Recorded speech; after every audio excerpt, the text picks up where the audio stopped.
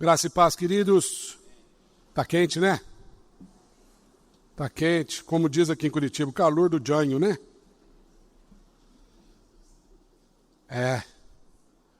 Mas Deus é bom. Sopra sobre nós vento do Espírito.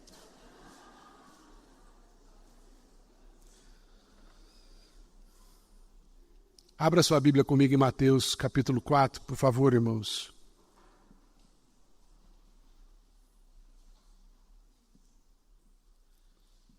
Narrativa de Mateus sobre esse tempo muito difícil na vida do Senhor Jesus. Esse momento foi um divisor de águas, com certeza, no seu ministério, e que fala muito de algumas das lutas que nós enfrentamos no nosso dia a dia. E assim nos conta Mateus, que Jesus foi levado pelo Espírito, a seguir Jesus foi levado pelo Espírito ao deserto para ser tentado pelo diabo. E depois de jejuar 40 dias e 40 noites, teve fome. Então o tentador, aproximando-se, lhe disse: se és filho de Deus, manda que estas pedras se transformem em pães. Jesus, porém, respondeu: está escrito, não só de pão viverá o homem, mas de toda a palavra que procede da boca de Deus. Então o diabo levou à cidade santa, colocou-o sobre o pináculo do templo. E lhe disse: se és filho de Deus, atira-te abaixo, porque está escrito: aos seus anjos ordenará a teu respeito que te guardem, e eles te susterão nas suas mãos, para não tropeçares alguma pedra. Respondeu-lhe Jesus: também está escrito: não tentarás o Senhor teu Deus. Levou ainda o diabo a um monte muito alto, mostrou-lhe todos os reinos do mundo e a glória deles, e lhe disse: tudo isso te darei, se prostrado me adorares. Então lhes ordenou: retira-te, Satanás, porque está escrito: ao Senhor teu Deus adorarás, e só a ele darás culto. Com isso deixou o diabo, e eis que vieram anjos e o serviram. Ouvindo, porém, Jesus que João fora preso, retirou-se da Galiléia e, deixando Nazaré, foi morar em Cafarnaum, situada à beira-mar, nos confins de Zebulon e Naftali, para que se cumprisse o que fora dito por intermédio do profeta Isaías: terra de Zebulon, terra de Naftali, caminho do mar, além do Jordão, Galiléia dos gentios. O povo que jazia em trevas viu grande luz, e aos que viviam na região da sombra da morte resplandeceu-lhes a luz. Daí por diante, passou Jesus a pregar e a dizer: arrependei-vos, porque está próximo o reino dos céus. Feche os seus olhos, por favor, e vamos orar mais uma vez, pedindo ao Senhor que venha falar ao nosso coração. Deus Santo, a tua palavra foi lida mais uma vez neste lugar. Deus, palavra santa, palavra viva e poderosa. O simples ler e meditar na tua palavra já transforma a nossa vida, Senhor. Mas nós estamos aqui como quem se assenta aos teus pés para aprender de ti uma vez mais. Portanto, Senhor, sê propício a nós em nossas limitações de entendimento, de compreensão, e do jeito totalmente soberano e poderoso que só o teu Espírito pode, fale aos nossos corações nesta noite uma vez mais, em nome, por amor, para a glória de Jesus. Amém. Amém. Irmãos queridos, existem algumas narrativas na Bíblia Sagrada, especialmente no Evangelho, que são, se nós pararmos para considerar em linhas gerais, discrepantes com a realidade. Essa aqui é uma delas.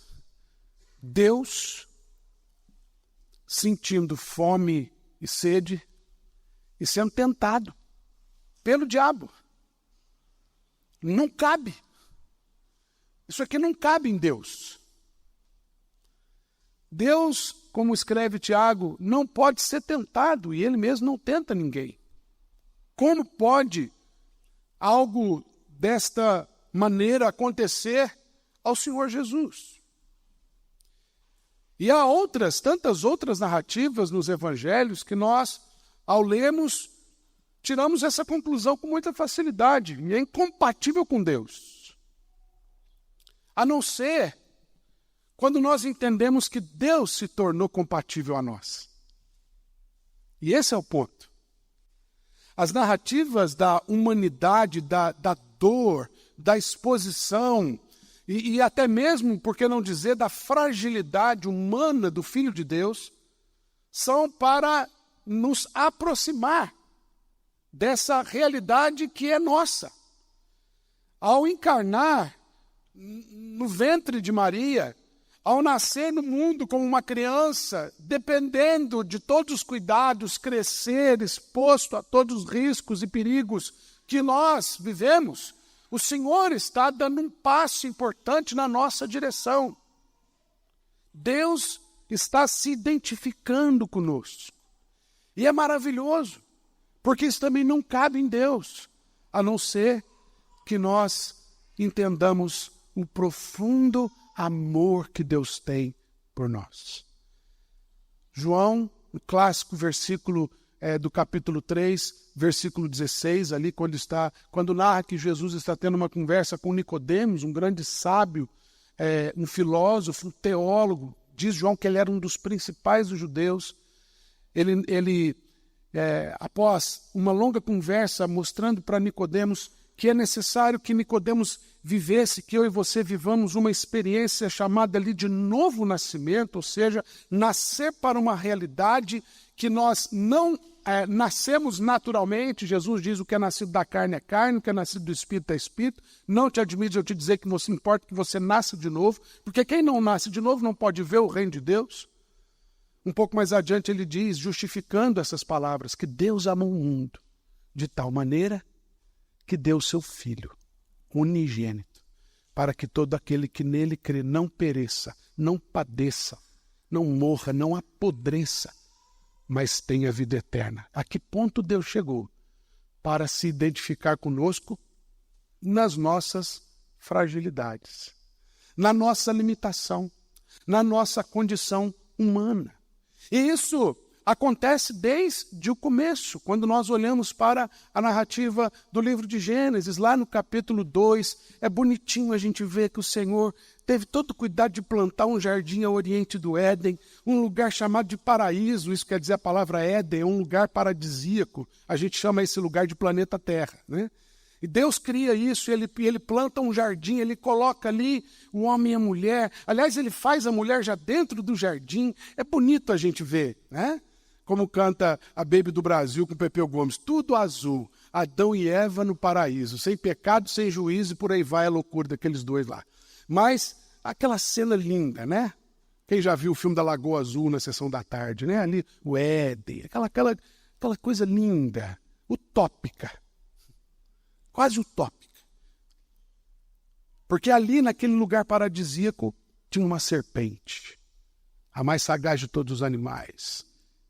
E Deus permitiu que a serpente entrasse lá.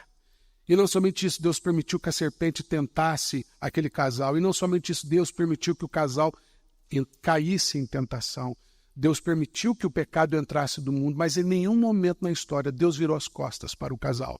Deus virou as costas para nós.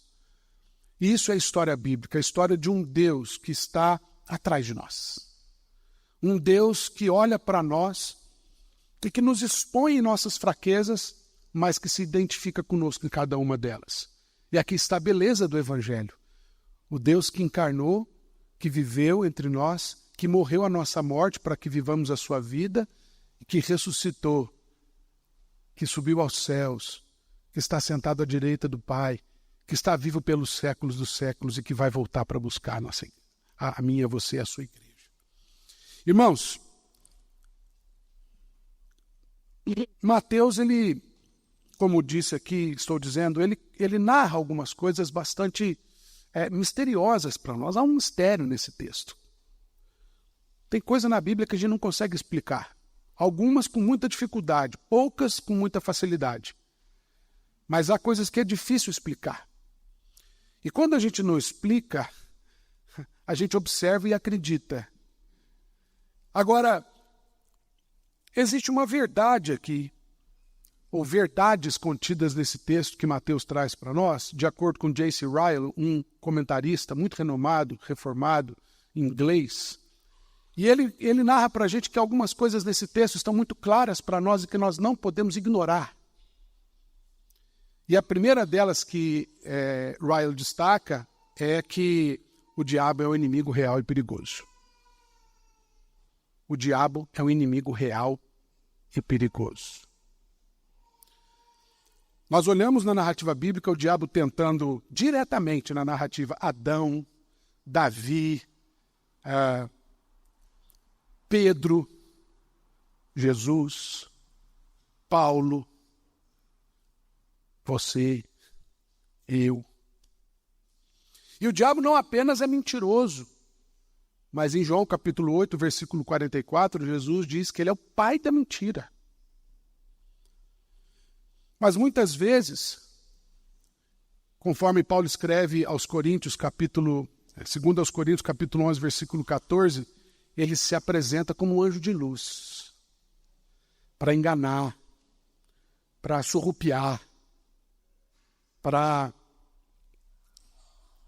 construir realidades que Paulo chama de sofismas, são verdades, mentiras ultrajadas de verdade.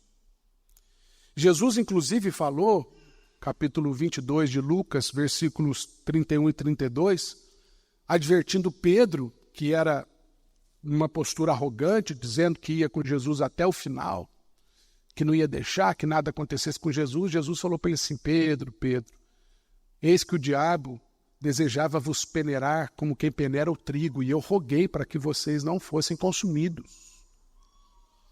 O próprio Pedro, mais tarde, na sua primeira carta, capítulo 5, versículo 8, diz que o diabo anda ao nosso derredor, rugindo como um leão voraz, procurando a quem devorar. Palavras pesadas. O diabo, queridos, é um inimigo real e perigoso. E nós precisamos considerar isso.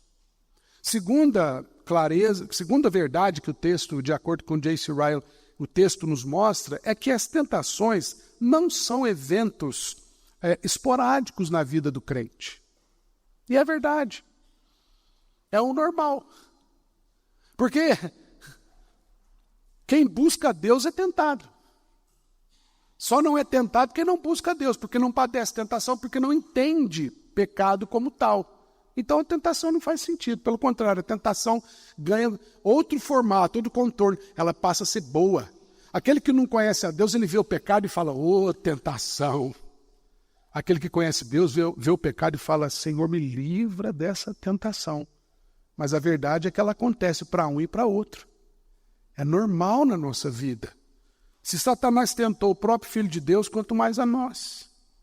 E é por isso que, inclusive, acabamos de orar na oração modelo, e é importante a gente lembrar que essa oração padrão, que não é uma reza, mas no seu conteúdo, a sua abrangência, na verdade, teologicamente falando, a cosmovisão contida na oração, que a gente chama de Pai Nosso, é uma oração que precisa ser feita diariamente, novamente, não como uma reza, mas como uma súplica constante. Dentro dessa súplica, no finalzinho nós oramos: e não nos deixe cair em tentação.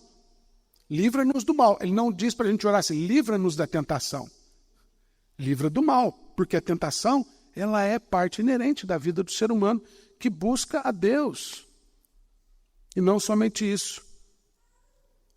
Tiago, irmão de Jesus, escrevendo a sua carta, no primeiro capítulo, ele diz algumas verdades também muito claras sobre tentação, a partir do versículo 12, quando ele diz assim: bem-aventurado o homem que suporta com perseverança a provação, porque depois de ter sido aprovado, receberá a coroa da vida, a qual o Senhor prometeu aos que o amam.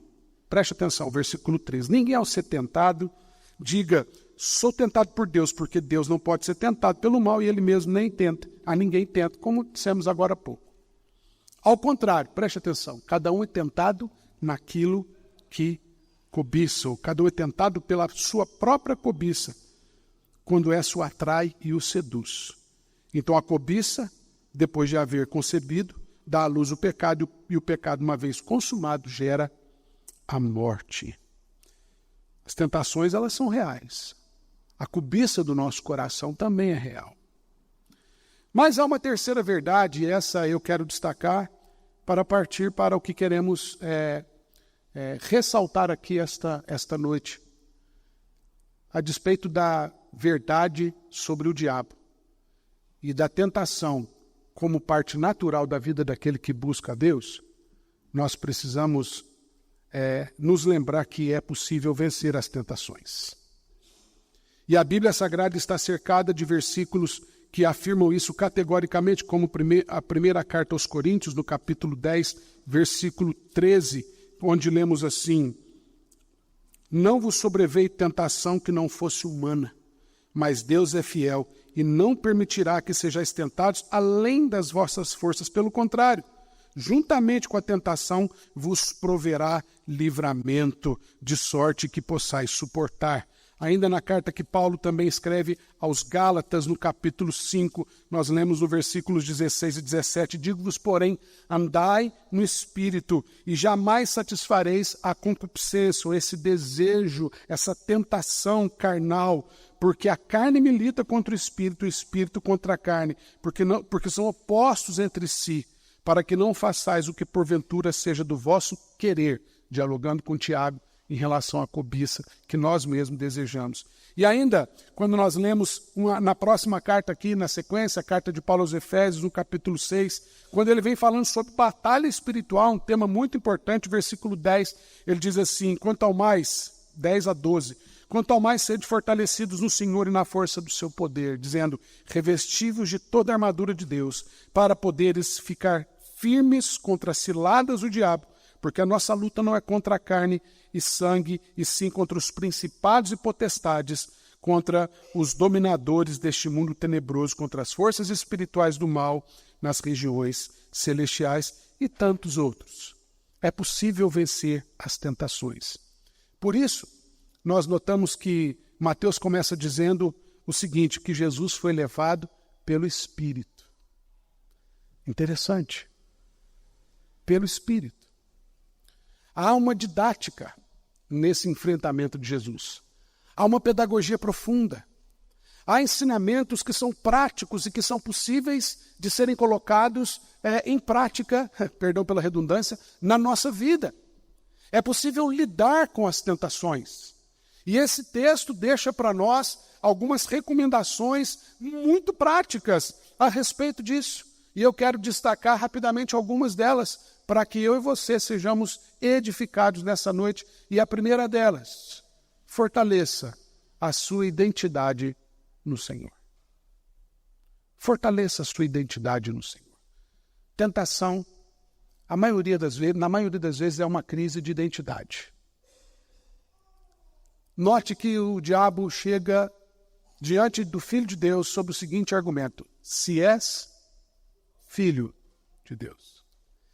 É como se ele estivesse dizendo, quem é você? Note, ele não usa a expressão, se você é o próprio Deus, ou se ele fosse usar uma linguagem teológica, se você realmente é a segunda pessoa da Trindade, não. Ele está falando da identidade humana de Jesus, revelada no Cristo. Você é filho de Deus. Essa linguagem, um dedinho aqui de teologia, essa forma de se referir a Jesus, filho de Deus, ela é pedagógica para que nós nos identifiquemos como filhos de Deus. O Filho unigênito, único gerado por Deus, é para que viesse ao mundo morrer no nosso lugar e nos tornar de tal maneira filhos adotados em Deus. É uma linguagem, é uma identificação, como falamos aqui na introdução do sermão. E é nessa identidade, na identidade não só de Jesus, na sua identidade genitora, por assim dizer, mas na sua identidade relacional. Porque ele fala assim, se você é filho de Deus, manda. Você pode mandar. Você tem domínio, você manda aqui nessa história. Você é poderoso. E muitas vezes nós construímos essa mentira ao nosso redor. Gente, nós achamos que nós somos muito fortes, irmãos. Nós não somos. Nós não somos fortes. Nós somos fortalecidos. A verdade a nosso respeito é que nós somos fracos. Somos frágeis, porque nós somos pecadores. Não há outra palavra. E é nessa nossa fraqueza que o poder de Deus se manifesta, como Paulo usa essa dinâmica, dizendo que o poder de Deus é aperfeiçoado em nossa ou a partir das nossas fraquezas, de tal maneira que quando nós somos fracos, aí nós somos fortes. Desculpa, eu inverti aqui o que ele fala. Nós precisamos nos lembrar nas nossas tentações de que nós somos filhos de Deus, sim. De que a nossa identidade está no Senhor e não no pecado. A nossa identidade está em Cristo Jesus, que chama Deus de Pai, a quem nós também podemos chamar de Pai e orar dizendo: Pai nosso, tem misericórdia da minha vida. Irmãos, nós vivemos dias de profundas crises de identidade, cujo reflexo na família e na própria sociedade vem sendo cada vez mais catastrófico. E você sabe do que eu estou dizendo. Eu não estou falando apenas nas ideologias de gênero, estou falando da vaidade humana que cada vez mais se torna esdrúxula. Eu estou falando de seres humanos que se comparam o tempo todo uns aos outros. Eu estou falando do crescimento vertiginoso e trágico das doenças da alma, das doenças emocionais, a saber, ansiedade, depressão e todas essas coisas que colocam em xeque a nossa identidade, que geram em nós demandas que são fruto da nossa imaginação, são fruto da nossa comparação. O diabo aqui está comparando Jesus. Agora, é interessante que nessa mentira, nesse sofisma, ou nessa falsa verdade, ou nessa provocação que o diabo traz para Jesus, Jesus não move um dedo do seu poder divino. Pelo contrário, a resposta de Jesus foi objetiva. Ele diz assim: está escrito, não só de pão viverá o homem, mas de toda a palavra que sai da boca de Deus. Versículo anterior, versículo 2, diz que Jesus, depois de jejuar 40 dias e 40 noites, teve fome. A tentação foi covarde. O homem estava com fome, com sede, e o diabo veio falar assim: por que você não transforma pedras em pães? É porque Jesus conhecia suas verdadeiras necessidades. Ele não estava ali para um banquete, ele estava ali para ser tentado. Ele estava ali para ser fortalecido, ele estava ali para conhecer as suas verdadeiras necessidades, e não tem lugar mais propício para mostrar para a gente quem nós verdadeiramente somos do que um deserto. E nós precisamos reconhecer as nossas verdadeiras necessidades. Eu me lembro aqui, texto que o reverendo Juarez pregou hoje por ocasião do culto das 11 horas. Aliás, eu estou dialogando com seus 2 sermões de hoje, falando das nossas dificuldades, e agora trago o encontro de Jesus com Bartimeu, que quando Jesus passava por Jericó, gritava desesperadamente: Jesus, filho de Davi, demonstrando profundo conhecimento da palavra, inclusive um dos tópicos que o reverendo Juarez trabalhou. Ele, depois de muita insistência, ele é trazido até Jesus, e Jesus, voltando-se para ele, diz assim: o que você quer que eu te faça? Olha que pergunta, difícil de responder. Se Jesus olhasse para mim e para você hoje aqui e falasse: o que você quer que eu te faça? O que você pediria para Jesus? Aquele cego podia ter pedido qualquer coisa. Podia ter pedido riqueza, podia ter pedido respeito, podia ter pedido qualquer coisa, mas ele pede uma coisa. Ele fala o quê? Que eu torne a ver. A minha necessidade é essa. Porque se eu voltar a ver, eu vou ter a minha dignidade restaurada, eu vou poder trabalhar, eu vou poder largar dessa vida de mendigo, eu vou poder voltar para o culto, eu vou poder voltar para a minha família. E muitas vezes nós pedimos e não recebemos porque pedimos mal. Está claro. Mas lá no fundo nós conhecemos as nossas verdadeiras necessidades e as tentações, elas afloram isso. A tentação, como essa, de quem está passando sede e fome, ensina a gente a valorizar um pedaço de pão e um copo d'água. A simplicidade que mata a fome e que mata a sede, não precisa de mais do que isso. Mas Jesus sabia que não é só de pão que vive o homem, de pão também. Mas naquele momento não era pão que ele precisava, naquele momento ele precisava de Deus. Porque se ele cai naquela tentação, ele deixa de ser Deus e o plano de salvação vai embora. Comer pão e beber um copo d'água é depois. Agora não. Agora a necessidade é de enfrentamento espiritual. E às vezes nós estamos suprindo demandas espirituais na nossa vida com coisas materiais. Porque a nossa identidade está corrompida. A gente acha que a gente precisa de algumas coisas por conta da nossa crise de identidade. E nós não buscamos a Deus. Por isso, e ainda nesse versículo, versículo 4, Jesus diz, está escrito. Como também diz no versículo 7, também está escrito. E ainda repete no versículo 10, porque está escrito. Nós aprendemos em terceiro lugar que nós precisamos melhorar o nosso relacionamento com a palavra de Deus.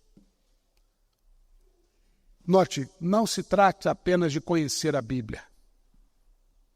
Conhecer a história da salvação, saber alguns versículos de cor e salteado. A Bíblia não é um livro apenas para ser lido e estudado. A Bíblia é um livro para ser praticado. A Bíblia, ela é viva. As palavras que contém a Sagrada Escritura nos dão vida eterna, como Pedro disse. A quem mais iremos? Só tu tens as palavras de vida eterna. Mas muitas vezes, irmãos, nós só abrimos a Bíblia no domingo, no culto. Ou quando muito, no dia do núcleo familiar, quando a gente frequenta. Conta-se uma historinha de uma senhora que tinha que pagar o aluguel naquela semana. E ela, antes de ir para a igreja, ela pegou o dinheiro no banco, pegou no banco, tirou o dinheiro, colocou no envelope, deixou dentro da Bíblia e foi para a igreja. E o aluguel ela tinha que pagar na quarta-feira. E procura dinheiro, e não acha dinheiro, e procura dinheiro, e não acha dinheiro. Quando chegou no domingo, ela foi para a igreja, abriu a Bíblia e o dinheiro estava lá dentro. Não sei se é verdade, mas que a história muitas vezes parece muito com a nossa história, e isso é verdade. Precisamos ler mais a Bíblia, alimentar mais o nosso coração, a nossa alma com a palavra de Deus, irmãos. A Bíblia precisa ser o nosso alimento diário, assim como nós nos alimentamos do pão, nós precisamos nos alimentar da palavra de Deus. Jesus não precisou de mais nada para enfrentar o diabo quando foi tentado do que a palavra de Deus. Ele não fez nada que eu e você não pudéssemos fazer. É possível lidar com as tentações e vencer as tentações, mas é necessário ter uma postura de humildade. Jesus não bateu o pé para o capeta na primeira conversa. Interessante, poderia, não poderia? Poderia ter virado para o diabo e falar assim, eu tenho mal o que fazer do que ficar dando conversa para o diabo. Né? Mas primeiro, ele sabia que o diabo não estava ali para brincar. Ele mesmo disse no Evangelho de João, capítulo 10, versículo 10, que o diabo, o ladrão ali, veio para roubar, matar e destruir. Se tem uma coisa que o diabo não faz é brincar em serviço. E o próprio Jesus levou isso muito a sério. No entanto, ele se coloca com humildade. E o que eu vejo por aí, com todo respeito, mas com uma crítica muito honesta, de muito pastor e muita gente enfrentando o diabo com o peito aberto, eu clamo misericórdia. Porque nós não podemos com o diabo. Nós não podemos com o diabo. O Senhor nos dá vitória por meio da sua palavra, por meio do seu poder e na autoridade do seu nome. Mas para eu tomar conhecimento desse poder, eu preciso conhecer a palavra e preciso ter uma postura de humildade. Jesus ali, ele se coloca como nos versículos 5, de 5 a 7. O diabo leva Jesus à cidade santa, coloca sobre o pináculo do templo, lá em cima, e diz: se és filho de Deus, atira-te daqui abaixo, porque está escrito. Ele ainda prega para Jesus, né? Aos seus anjos ordenará a teu respeito que te guarde. E mais, e eles te sustentarão, né, te susterão nas suas mãos para não tropeçares em alguma pedra. Ele está falando para Jesus: nos dê uma demonstração de poder. E Jesus fala assim: não tentarás o Senhor teu Deus. Humilde. Com uma frase, ele coloca o diabo no lugar dele. Irmãos, a humildade é uma arma poderosa nas tentações. A humildade é o que nos faz pegar o telefone, mandar uma mensagem para alguém e dizer assim: me ajuda. Ore por mim. Eu estou sendo tentado. Essa semana, conversando com uma pessoa, nós fizemos um combinado, eu e ele, falando sobre tentações, sobre fraquezas em outras áreas. Nós fizemos um combinado, eu e ele. Falei para ele assim: quando eu estiver passando um perrengue, eu vou te mandar uma mensagem no WhatsApp escrita assim: socorro. E você vai parar o que estiver fazendo e orar por mim. E você vai fazer o mesmo comigo. A hora que o bicho ficar nervoso contra você, você para o que estiver fazendo, me manda uma mensagem de socorro. Onde eu estiver, eu me comprometo a parar e orar por você. Às vezes a gente precisa desse suporte. Mas para isso a gente tem que baixar um pouco a crista. A gente tem que reconhecer que a gente é fraco. Temos que ser mais humildes.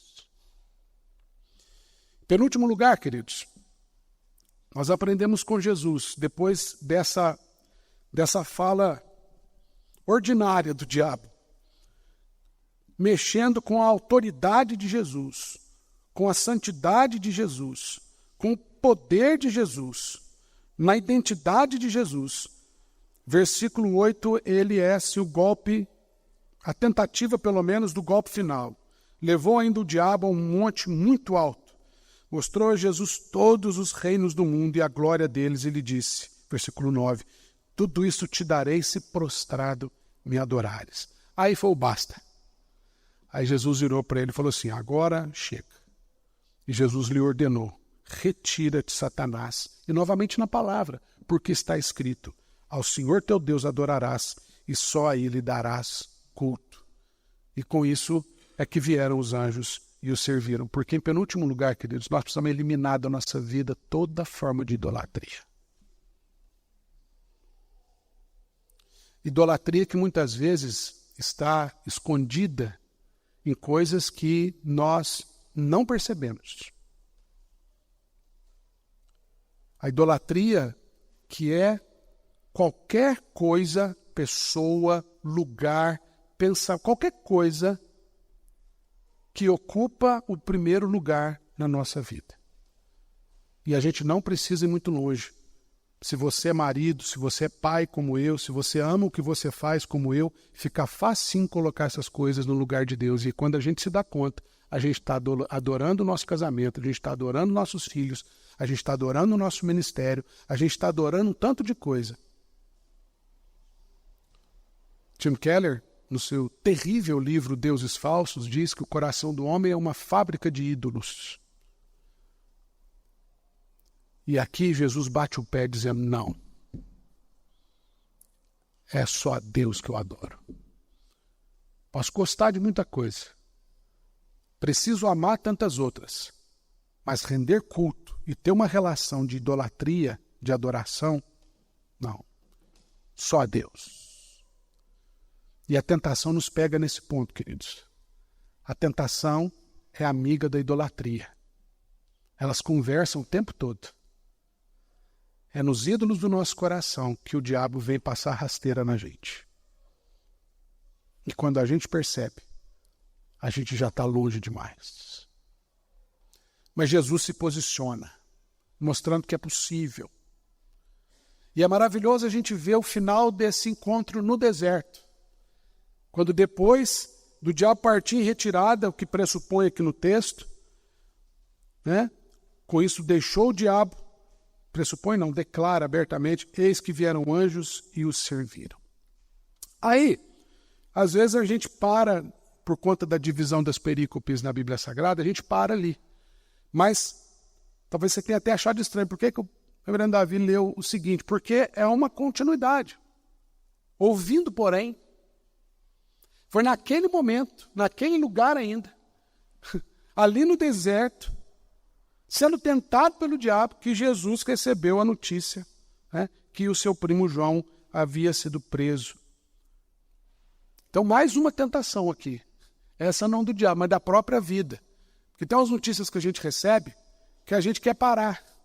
Não, peraí, essa notícia me abalou demais da conta. Estou perdido aqui. Eu entendo.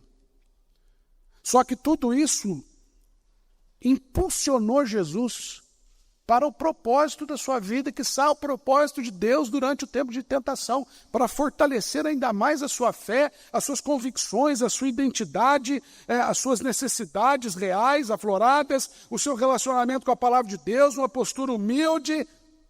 O Senhor Jesus ali, Ele nos ensina o último ponto, como é que a gente faz para lidar com tentações. Dedique-se à missão. Jesus sai dali e vai fazer aquilo que o profeta já havia dito que era para ele fazer. Ele vai pregar o evangelho, ele vai proclamar as virtudes do reino de Deus, ele vai dizer arrependam-se, porque o reino de Deus está próximo. Ele vai, porque quem põe a mão no arado não pode olhar para trás. E a despeito das tentações, Jesus não para diante disso. Quem está ocupado, queridos, com a missão, quem está ocupado com as coisas do Senhor, tem um antídoto contra as tentações, que não tem tempo para ficar pensando besteira, não tem tempo para ficar fazendo besteira. Ele está ocupado com as coisas de Deus, ele medita na palavra dia e noite, ele é como uma árvore plantada junto ao ribeiro das águas, que no devido tempo dá o seu fruto, como diz lá no Salmo 1, ele é bem-aventurado, porque ele está dedicado à missão, ele está na igreja, ele está servindo, ele está pregando, ele está adorando, ele não tem tempo para outras coisas. Dedique-se à missão. Dedique-se à missão. E assim nós lidamos com as tentações. Queridos, que Deus assim possa nos ajudar. Porque a tentação, ela vem, mas ela é vencida no poder de Jesus, na palavra de Jesus e no nosso comprometimento com o reino de Deus.